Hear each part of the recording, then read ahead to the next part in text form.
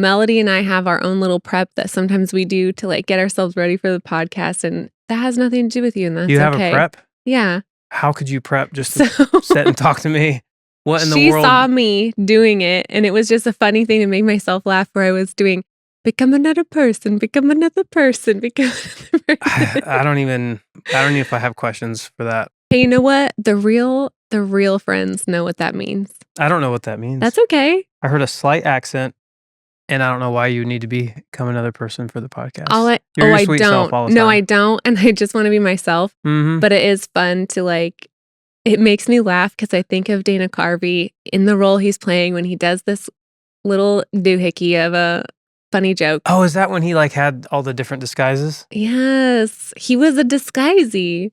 I don't remember the name of that movie. It's called Master of Disguise. There's exactly. no way that's a good movie. If No, you rewatched it. It's gotta be so bad. It's the worst, but it's the best. It's like Napoleon Dynamite. Yes. Like, in the sense of It's how not. everyone loves that, but it's so terrible. That's called a cult classic, and cult classics are not a gauge of like quality of movie, but just of like love and obsession. And people can be obsessed with really bad movies. But Well, Napoleon Dynamite is an incredible comedy. It is, but I'm also brilliant. obsessed with Masters of Disguise because at the end, he plays this really weird character who's at a party and he gets choked and he goes, "Oh, I got it stuck in my esophagus." I mean, it just, that a line alone and some of the other lines, "Am I turtle enough for the Turtle Club?" I mean, those are just great lines. Okay. And then his dad gives him a lesson about how to choose a wife. And you want to know what the advice is on how to choose a wife? Sure. You remember, Mel. You had to find a wife with a big old rear end. My wife. So anyway, that was just, I needed to get myself like into playfulness. And so thinking of that makes me feel playful. Yeah. But we took a week off from the pod to play because we've been married for 16 years. Nice job. Sweet 16. Put her there. We didn't buy a new car, but we did buy new stuff for the car. Oh, yeah. A battery. Stuff breaking is fun. And a battery charger. Mm-hmm. But you did some really lovely things to plan for our little time off, including going to my favorite place, the movies. The movies with food servers. Mm-hmm. You want to tell the people what you asked me to go see with you? No. No, come on. I saw a bro movie and I'm never going to do it again. It was so out of character for you to say, we're going to go see Superman. And it was actually a very, very fun and playful movie. It was nothing wrong with it. Great fine. family film. And I kept being like, wonder why he really wants to see this movie, other than it's just like the nostalgia of Christopher Reeve. I think that's what it is. Films. Growing up is watching that. And I love Henry Cavill. Not necessarily do I love like the Superman movies he's been in, but I think he fits the part and I like him. So I don't know. I was just like, I'll go check this out. And I like James Gunn. I believe that's his name, right? The Guardians of the Galaxy guy. I believe that you even said to me as we walked into that movie, James Gunn's never let me down. Well, I really enjoy the Guardians movies, even more than just like the standard Marvel I do too. Movies. Yeah. The Guardians were special. Yeah, it's a little bit funnier, a little bit like heavier, deeper writing at parts. I mean, it's still just like a fun, silly movie. But okay, but the plot holes in that movie, we can agree, they were pretty gigantic. I don't want to slam on a movie that I barely paid attention to. to. I had a lot of fun watching it, but I also was kind of like, I just think the problem with Superman in general is I don't think we know what his limit is other than kryptonite.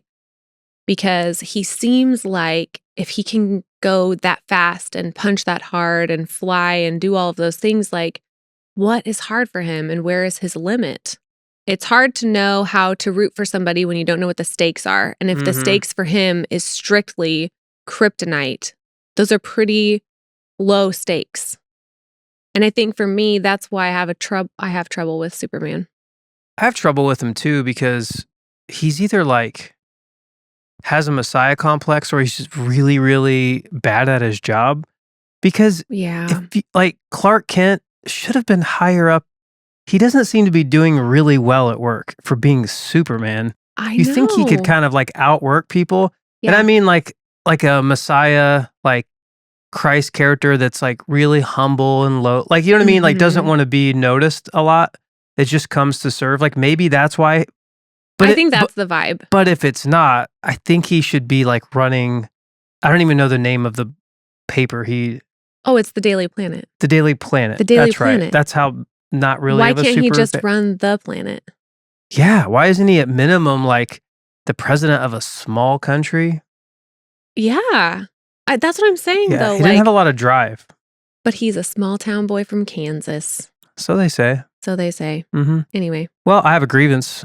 Oh my gosh. Okay. Running out the gate. What do you got? That's Hit not me. that much. We've been talking a couple minutes let's about do it. Movie reviews, Dana Carvey and Superman. Oh, I could go all day. Don't even get me started on Superman and that movie and the plot holes and all the questions I have. Why were all the characters on the beach wearing dad Hawaiian shirts and dad shorts and socks with sandals? Like all of these random young people that didn't seem to be doing a lot and also were not good at fighting. Anyway, stop me before I go too far. What's your grievance? Stop right there. Here's my grievance against you. And I had to wait for the podcast to do it. You cannot call people ever, and when they pick up, you're just already hysterically crying. I never did that. You did that. I you did just not happened do that. to be doing a genuine LOL that almost brought you to tears. Because I texted you something. It's true. You texted me something very funny. And very funny guy. My texts are pretty epic. It was really funny. It was a very funny text. I knew it would be, but a few minutes, I don't think it was instant. It was like a few minutes later you called.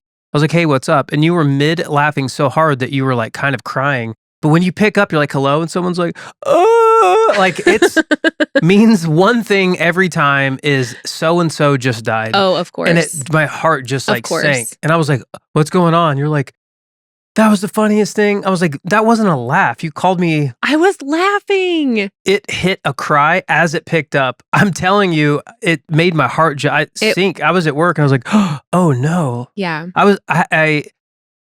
sure you've had those calls before. Yes, and of course. they're unfortunate, but within a moment, you brace yourself because you know you're about to hear something that will change you forever. Yeah. And I had that moment. So my grievance against you is say, hey, I'm mid crying, but everything's okay. Are you ready for a big LOL? And I'll go, yes, continue. And then you could just hit it instead of doing whatever you just did. And you could give me a grievance because you thought I died last week, but I had nothing to do with it. Oh my gosh. That was not my fault. Do you know what? I just blocked that out of my memory because it was so scary. We each had a moment of death. I don't even think I unpacked that with you. You didn't. Okay. I'm at the office. I got a weird call and I've had some trouble with my phone. Won't get into that. It's a totally different story. Had some trouble with my phone. I get a call that was a number I didn't recognize. Not uncommon that it's somebody I actually need to talk to. And I look at my coworker. I was like, should I answer it? What is this? And jokingly, they were like, well, it could be the police. So I pick up the phone. Hi, this is me. Hi, this is Kate. And the person says, hi, this is so-and-so from the such and such police department. And my friend is back at work and I'm like snapping. I'm like mouthing it all frantic. Like it really is the police. Like it really was the police. And they were trying to tell me that I had not shown up for the deposition that I had been subpoenaed to give in a malpractice lawsuit. And it just seemed so fishy because I know how overworked our public servants are. And I'm thinking the police aren't going to call, a lawyer's office would call. Mm-hmm. And they were trying to tell me that I had signed the subpoena on such and such day and time. And I was like, there's no way I did that. And then they asked me, this is where I hung up. Okay. Because I was a little afraid to hang up on a real police officer. They said, what I need you to do is tell me your full name and address for the recorded line. And then I just hung up because I thought they're trying to steal my voice to use voice activation for some of my accounts and things like that. But at first, when they did pick up and say, this is your local police officer, I thought, oh my word, like my husband or my child, somebody is dead. I brought this up a couple of weeks ago. Not this example, but I brought up we talked about boomer traps. Boomer traps. This is a boomer trap. You are sharp enough to be something feels off and something feels fishy. But Mhm. like great grandma, like Martha, whoever, like she's Right. gonna be like, "Oh no, the police! Like Right. I live at so and so. Like, is Yeah. everything okay?" They're like, "Everything's fine. Just need you to wire a little bit of money to let your nephew Johnny out. Luckily, it's only $100 fee, but I am gonna need you to process that over the phone right now." Oh no, yeah, Mhm. ma'am. Do you have a check handy? Would you mind reading the bottom numbers Oh, off I've that? got it right here, sir. Do Mm-hmm. you need the routing number first? Boomer Do you need traps. my Mm-hmm. social security number I'm to good. cash this check, Sonny? Yes, ma'am. This is the police, so you can fully trust us to give that. We work for the Do you state. have a badge number? Yeah, Is it number 1? 2, 3, 4. Actually. Oh my How did you gosh. guess? Although, here's the thing, I can't see either of our grandmas falling for that. We've got some pretty sharp grannies Ours in our wouldn't, fam, but it's a but it real happens. it's a real trap. And like PSA, people have not learned this. I think the scariest one, I heard somebody bring it up again. I heard about it 2 years ago. Heard somebody bring it up again, and I was really thinking this one would get me, is a little bit further advanced than what you dealt with, is Okay. them capturing Oh, your your loved one's kids voice. or loved one's voice Yes. And then and the running call is through from it, them. because that's a real thing. That would be Like I watched somebody scary. post something a few days ago of like just a famous song, but then sung through AI with all these other different famous artists throughout time. And Really? it's unbelievable how much it sounded like them. So you're like, yeah, if there's enough recorded, Weird. information of a loved one, it can just generate that and say whatever it wants. So a little PSA, the workaround for that, ladies and gentlemen, and make sure that you don't have any devices around when you have this conversation, but a little PSA What's the that we need workaround? to reinforce. I believe we've done it before. The only workaround that I know of, and this is not an original thought, somebody mentioned this to me, I was like, that's brilliant, is you have a code word or 2 code words that is just between you and your kids or you and your loved ones. And it Absolutely. has to be very vague, unguessable. You need to walk out in the middle of a forest stripped of like Apple Watches, your phone, like just, I'm serious. Yeah. Just get away from all devices and say, this is the only time we're going to talk about this word, because you, just in case, and you have your code word. And then if a loved one calls, and they don't know, then, but even then, like they would be like, oh, I forgot, Dad. And it'd be like, okay, I'm too scared, here's my Dad. I don't soch, remember. like whatever you need, Yeah. That would be Can't weird. take the risk. I know. So we need to be prepped for that. World, people listening, it's coming. Ugh. And that's not a boomer trap. That's a every generational trap. Okay, well, I'm going to change the subject because I Please, don't want my to think about my goodness. children's voices calling me. I actually do have, this is a thought I've been having, and I think we could play with this a lot of different ways. Okay. Okay. But essentially it's, I know we have bigger fish to fry, but I do love fried fish. you love fried fish. Oh, Can let's I not even talk? try it again. Take 2. You love fried fish. I do. Okay. I know in general, we have bigger fish to fry, but can we please find a solution to the nasty, greasy, handprint, slimy, manual ketchup pumps at fast food restaurants? Oh, yeah. Okay, I have been waiting to talk to you about this on the pod. Okay, real life admission, we saved some things to talk to each other about on the pod. I've been waiting. We went to a fried chicken place, met up with some folks, and we were doing like light snacks, fries and ice cream and whatnot. And I went to go get a couple ketchups for the table. So I pull out, which, first of all, hate these things. The little white paper cups. Get out of here with those. Those are the worst. It's the little mouthwash cups that the dentist gives you. Oh, it's I'm like, terrible. that's for a swig of mouthwash, not for like a bowl of ketchup, It which has is what the I need. fortitude of a limp napkin to hold all of this stuff. Like, you give it just a smidgen too much pressure in the pinch. You're like Thanos, with the glove. Yes. It just destroyed. Yes. Okay. I'm glad we're on the same page with that. So I went to go get the ketchup, and I already am like, oh, the cups, but whatever. And I'm holding the cup, and I look, and you have to manually pump to get the ketchup out. And every kid and Uncle Billy has touched this pump with who knows what kind of hands. And it is visibly soiled. One can only imagine. Visibly soiled. And I just think, okay, There's no napkins in sight at all. So this is what I did. Ask another child running by, hey, bud, can you pump this for me?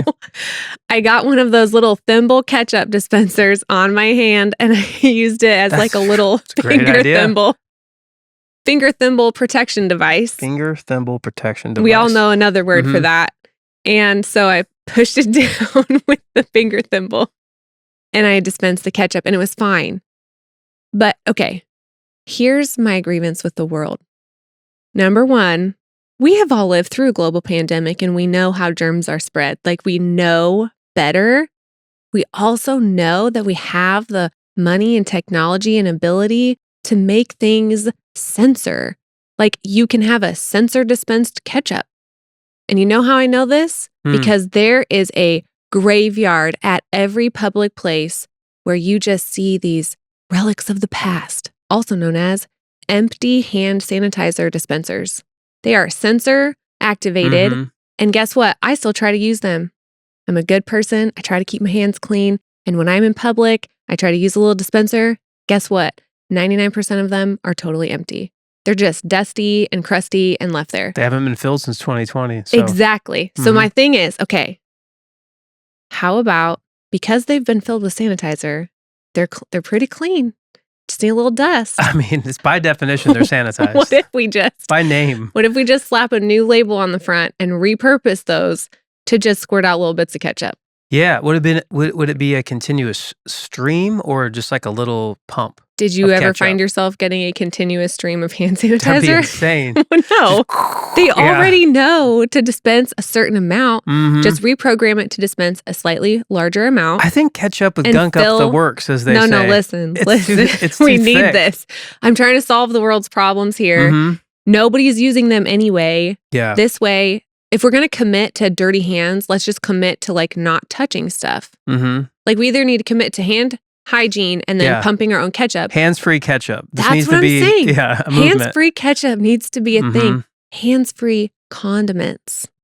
We would get in trickier though. But we would get into trouble with like tartar sauce. Chunky relish, tartar sauce. There's things that are so chunky that you just want to be careful. And there's other things you just want such a small amount of that you'd have to be. But I'm saying ketchup and mayo and mustard, those are pretty basic. We could do that. Yeah, a mayo dispenser is kind of a rough one. But anyway, I think, yes, there's a lot of additional unused hand sanitizer. And I could get behind this because I do think the communal touching things needs to go. It makes my skin crawl. Menus, like just things that are just what? Okay, the last person why just have used. we ever gone back to paper menus?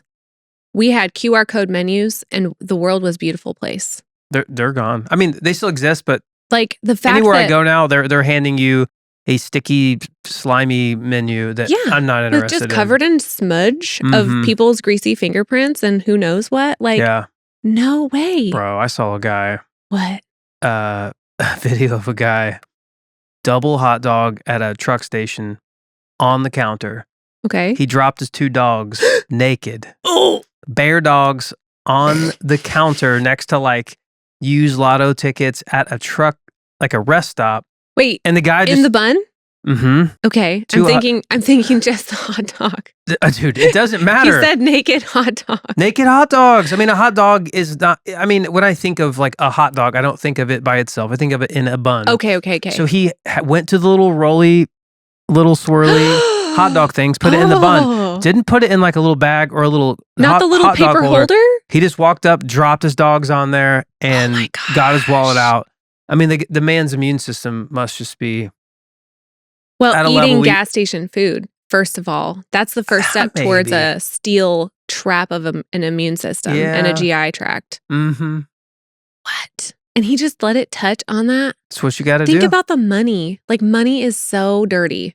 Every little dirty. bit of counter touch is bad. Oh. Yeah.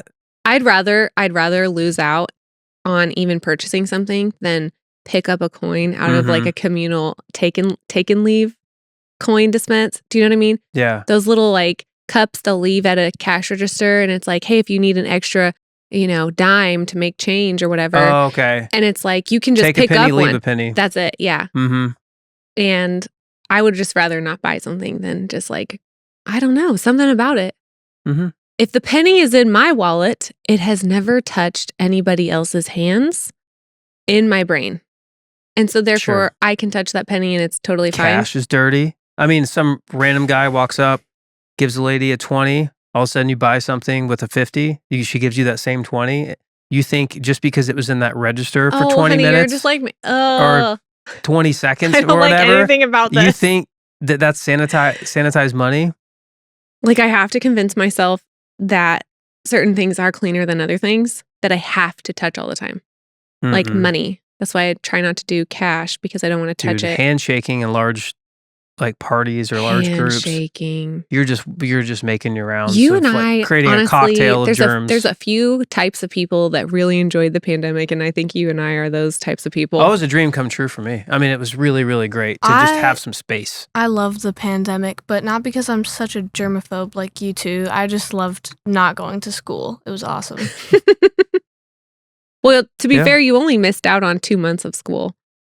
Yeah, it was still awesome though. But I loved just like not having to touch gross stuff anymore. Everything became censored. I love lines. Dispensing. Yeah, people were a little bit further away from you. Yeah, space in a line. And the greatest thing that happened was the touchless delivery. And because it holds true. Like you get some Uber Eats or something, like people just know now, or any delivery service. Like you don't even have to come to the door. Drop it at my door, bro. The only thing I always notate, and they always do, I believe we brought it up before, don't ring the doorbell, dude. Don't ring the bell. It's fine. I know it's coming. You know, we need to just tape a baby sleeping sign to the front door. Yeah, dude, we've got cameras. We've got tracking. You don't need to ring. Yes, baby sleeping. Dogs will go nuts. Just do not ring this, or just get rid of the doorbell. Maybe we don't need one. Just tape it over it, saying broken. Yes, out of order. Out of order. Yep. And only our friends know that it really works. Out of order, please knock. And those we love. We just need to get one of those. Give permission to ring the doorbell. We need to get a doormat that says "Go away." Be a good neighbor and stay over there. I've seen some of those based off of the State Farm. Oh my gosh, I love it. Dude, I thought of a new way to categorize people too. Okay.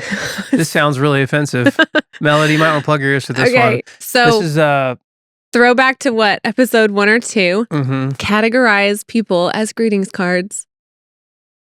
Greeting cards. Greetings cards. It's not greetings cards. Okay, but go with me, I have right? photo evidence of a Walgreens and it says greeting cards. You want to just like describe someone to me. And you'd be like, how do I describe her? She was just kind of like a confetti card. I'm like, oh, oversharer. There you go. A confetti card. Think about that. I'm trying to think about that. I'm not following you, bud. Think I would be a musical card because when you open it up and it just sings out, I'm a chatty Cathy. So that's like a musical card. Or the quiet ones that we know, people who are a little bit more reserved, they come out of their shell in the very like precise moment. Those could be blank insides.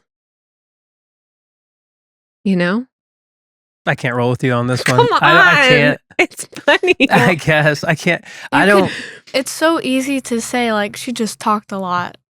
Like, it's not hard to describe people normally. You don't need to categorize people's greetings cards. I can't play with you in that space. Listen, I was at the drugstore the other day waiting for a prescription to be filled, and I'm just like browsing, and I was looking at the cards, and it just hit me, and I just thought, that's really funny. And it made me laugh so hard. Hey, man, I don't want to rob your joy. So what kind of card am I? Dude, just like $1, like not really funny, but tries. One of those dollar store cards. Yeah, you're like the humor on all cards. Like, I can't tell you the last card I've seen that I'm on the floor laughing. It's usually like, oh, that's funny. I'm crying. I'm like the card. I think your humor or your joke even around the card bit is like you are the humor of cards. It is me. Of greeting cards. I should have just... You need to be a greeting card writer. Greetings card. You just change the name of what they are. But the brand of cards is called American Greetings. Okay. So they're greetings cards. Okay. All right, I'll change the subject. Okay, I need to simmer down. You need to calm down, dude, or have less coffee or something. Oh my gosh.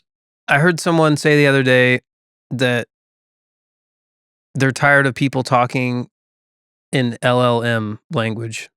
And I had to LLM. Language learning models. I ChatGPT is a language learning model. There's a language for that? No, language learning model is what ChatGPT is. But how do people talk like ChatGPT? So how have you talked to ChatGPT or Like ask it twice. questions or anything? Okay. It just gives you very generalized answers. What it does is it just scans and reads like how people communicate, and it probably will just take the most generic thing that a person would or should say in a moment and just it's very much like, "Hey, how you doing today?" Okay. That's what you'd say if somebody asked you. Okay, No, like a question? No, I'm still so baffled. How are you? I'm doing well, thank you. Oh, that's great. How's your week been? It's been pretty busy, but relaxing. Yeah, how's the weather today, right? So these are LLM, like this is like... So what you're doing is talking like an LLM? Yeah, or an NPC language. I get that. The person using the example is people reference. just talking LLMs. Like they just say things that are regurgitated from culture or that they've heard a million times from movies, or they've heard like... I'll tell you right now. A great example is like, say hello to my little friend. Like every show has said that. It has. Since the original line was delivered. So like there's just so many things that people just say because they've just like heard it and they just commercial. recycle the same things over and over again. Yeah. That it just made me think of like, yeah, it actually kind of, I don't like that. I don't like talking, and I catch myself at times. So it's like we're talking in sound bites that we hear on Instagram and social media and the news and movies. Yes, which is a lot of what LLMs, language learning models, and there's a lot of them is like Grok and Chat. Like that's why I'm not singling anything out, because there's I think is Grok Elon's thing, Mel? Can you look that up? Of course he would name it something gross like Grok. I think it's Grok is his kind of, I don't know. But when you say the word Grok, it makes me think of like all the food that gets scraped into the trash can at the end of a party. If you had to describe what that is, it's Grok. That's Grok? Yeah. You know when you're clearing after a party and there's just like people stack their plates, but there's a little bit of food left and you have to scrape it off into the trash. So you end up with the trash filled with extra bits of food from the party. That's Grok. Mel, what's Grok? It's Elon Musk's thing. You were right. I wonder if it like stands for something maybe. So you weren't saying how we recycle things in culture, because that's her Sydney Sweeney American Eagle commercial is recycled from the Calvin Klein. You're talking about in any way. No, I thought you were saying how LLM is like people just kind of redoing things over and over, and I think I'm following unoriginal thought, unoriginal comments. I see. Like people don't think through how they really feel or what they want to say, and actually choose like unique language that revolves around exactly what they're thinking in the moment. Yeah. They find this generalized, over recycled, and people just talk in this like chat that almost feels fake. It almost feels like AI, well, it is fake, or like you're watching a movie or TV. People don't connect with themselves, their thoughts, or their feelings anymore. They zone out in like the metaverse of the interwebs. Yeah. And we do not have a world full of Keats and, poets and in the corporate world, deep thinkers. People use the corporate jargon and speak, and everyone just kind of says the same type of stuff in that. Circle back to that. What are some of your favorite corporate jargon? I don't like any of them. Everyone around me uses them, and I do at times. I'll tell you the one I hate the most. Do you have the bandwidth for that? No, I don't have the bandwidth to talk to you like that. I'll tell you right now. Yeah, I try to avoid that because I think you can say the same thing just in creative different ways and not just be, it's very like NPC, you know what an NPC is? Non-playable character. I'm not a dummy. Yeah. I used to play MMOs. But like you'll be out and about, and NPCs are I know, but true. Any like there's a lot of NPCs in our lives when you walk around. You just talk to people out and about. And you have interactions with them, and it's like, I've seen you 100 times before. Totally. Not you exactly, but you. And like how you responded to me, your actions, how you look. Are you positive you're real? And then there's other people you meet, and you're like, that's an unforgettable, one-of-a-kind person. Like, Totally. So it just made me think, like, I want to be someone who doesn't just like recycle. Like, what would people usually say here? But it's like, what do I want to say? What am I thinking? We and have just in like really leveraging the English language to the max. absolutely. And like, what language can I use to express the thought I'm having right now, and not just be like, yeah, okay. Maybe what they're really thinking and what they really want to say would get them in trouble. So they just yes, that's maybe called being mature. Maybe they're a evil mastermind or something who just hates everyone. Today we will steal the moon. Yeah. No, I think we do have a lot of responsibility to protect language as well as to protect pronunciation, saying words to the fullest. Oh, I can tell you mine. I can tell you the one that I hear more than ever. Yeah, it's like groan. Ew. It's actually the word has been replaced. Okay. And it's instead of saying for, it's fur. Everybody says fur. I think I've been living here for that's very German. For like 2 years. Like fur. Like my dog has fur. Right. The word is for. For. But just listen now, everyone who's hearing me, listen to how many times people say fur instead of for. It's a different I'm here word. For that tractor. Yeah. But yeah, I think just we're all going to end up like the guy from Napoleon Dynamite who was caught live on camera and they just put it into the movie and he's like, and it was just like his real Here, are we talking about Napoleon Dynamite again? This is awesome. Yeah. Okay, if I can say a pronunciation that I would love to protect, it is ing. At the end of a word is pronounced ing, where the tongue connects with the back of the roof of the mouth and you say ing, and it's quite sharp. However, more often than not, I hear people say een, like E-E-N. Fishing. And the tongue is connecting to the front of the roof of the mouth, like towards the front of the face. And that is a totally different sound. Yeah. And sometimes I don't understand what the person has said because they have said een instead of ing. And I don't know why this is grating on me. And here's the thing. I don't like being the kind of person that's like, I'm going to share my ick and blah, blah, blah, blah, blah, because that's on me. If I'm going to have a pet peeve, that's my responsibility to like just get over it and deal with it because people are just innocently living in their lives. But as long as we're talking about pronunciation and I am the pot calling the kettle black because I can't pronounce anything right. I think everybody struggles with stuff. Everybody struggles. I just think I struggle with double check. I think that the easiest one is fur.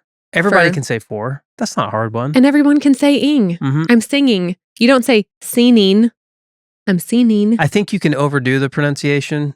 You have done this with a word. When we first met, I was like, kitten. Please don't do that again. The word is kitten, and you say kitten. Kitten.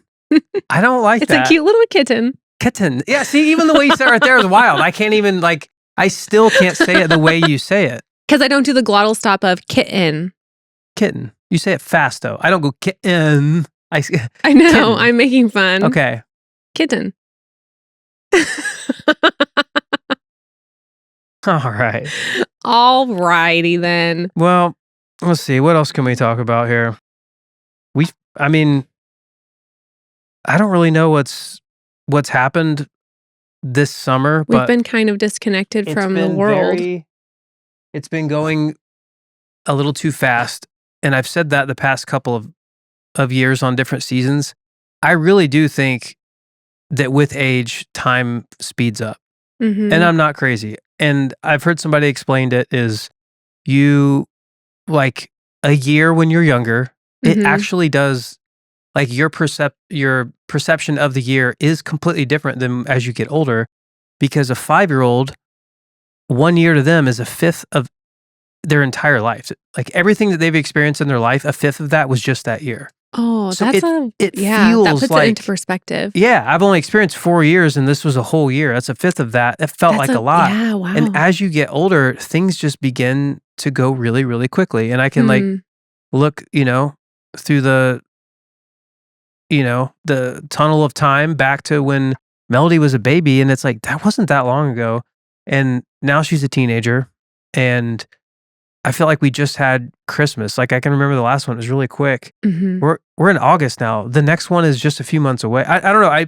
I truly feel like things are speeding up. And at the same time, I feel like holidays and certain things aren't as special as they were. Like they happen really quickly and things get busy and you're like, well, that was Christmas.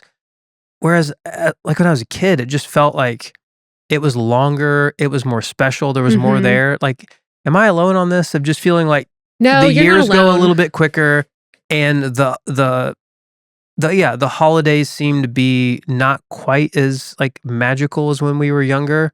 Was it a different time? Was it a different era we grew up in? Or is this just the way it works for kids? Like, well, when Melody's 40, will she...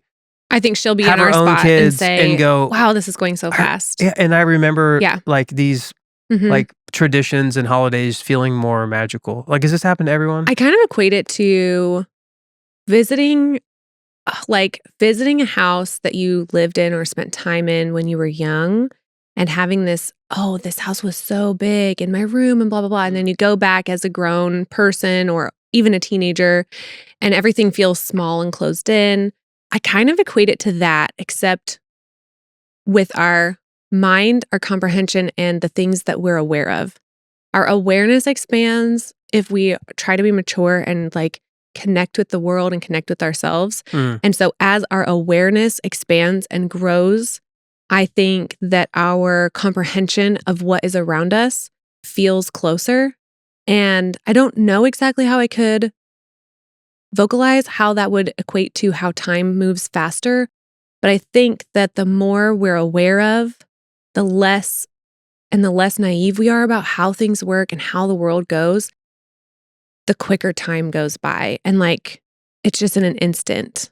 And it just feels like that. And when we became parents, somebody said to us, the days are long and the years are short. And it's so true. That is so true. And I find myself thinking about things that I would have never thought twice about doing as a young person. And today, where I'm at in my life, I think, oh my gosh, that feels very reckless.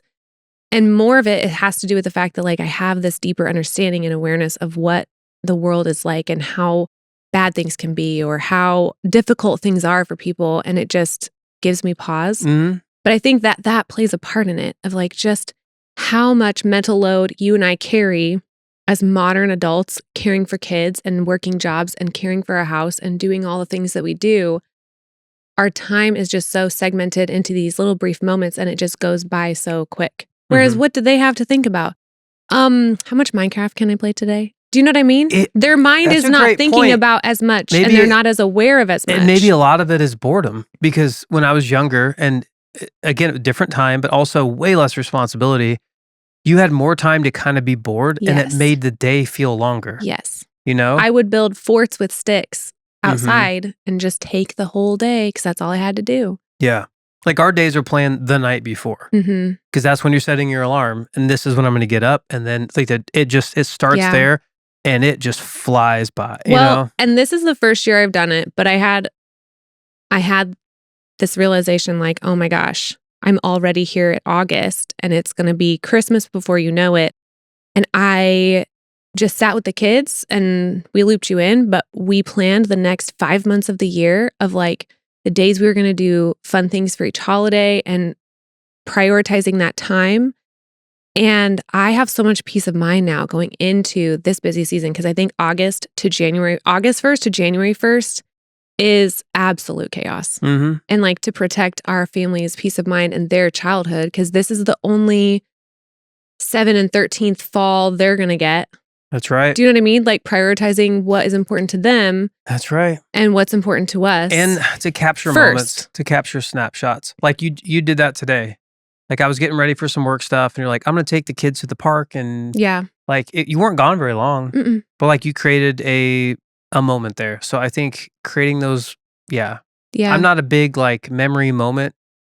You know what I mean? Like, I'm not a big experience. I'm a little bit more of a things over experience. Like, I don't know. You've developed into an experienced person. Maybe I've changed a little bit. I think you have. Yeah, I would say like when it comes to a trip, would I rather spend $10,000 at Disney or $10,000 on like a thing that I could buy for the house that I could have for years? Like I would much rather be like, I don't need to spend $10,000 on an experience. Also, you're just very responsible. I need to go do this. I had an experience yesterday. I ran from the car dealership. You did. That was very weird. That was really Like, to cool get though, the but you car had an service. experience of where you took you even took a detour. I like didn't want to wait. Well, the dealership is A couple miles from the house. 3 miles from the house. I didn't want to wait. You were busy. I didn't want to call an Uber. I was like, I'm just gonna run. I'm gonna drop off my car for service in my running gear. Yeah. I felt a little silly. It was a nice dealership. I'm just running there with like my little high shorts on and my neon green Hokas or whatever. And and did you feel kind of hokey? Oh wow. All right. We got to end the podcast there. Well, anyway, I think the last thing I'll say is you have to prioritize. Like I've heard people say when you're juggling, it's a juggling I don't know metaphor. how to juggle. I've tried. It's really hard, actually. You're juggling glass balls and rubber balls, and you just want to make sure you don't drop the glass because they'll break. The rubber ones can drop sometimes, and it's not a big deal. So I think what we want to leave each other with and these kids with is the prioritizing, protecting, like juggling the glass balls and keeping those in the air. Okay. Of like family time and our kids' experiences and all of that. And we can let everything else kind of bounce here and there because it's not going to be as detrimental. Yeah. Well. So go put your calendars together, guys, because Christmas is right around the corner. It's coming. And just to leave you with a great words of wisdom from my beautiful and intelligent, wise wife, make sure you're holding the right balls. See you next week. Bye. Why did you end it like that?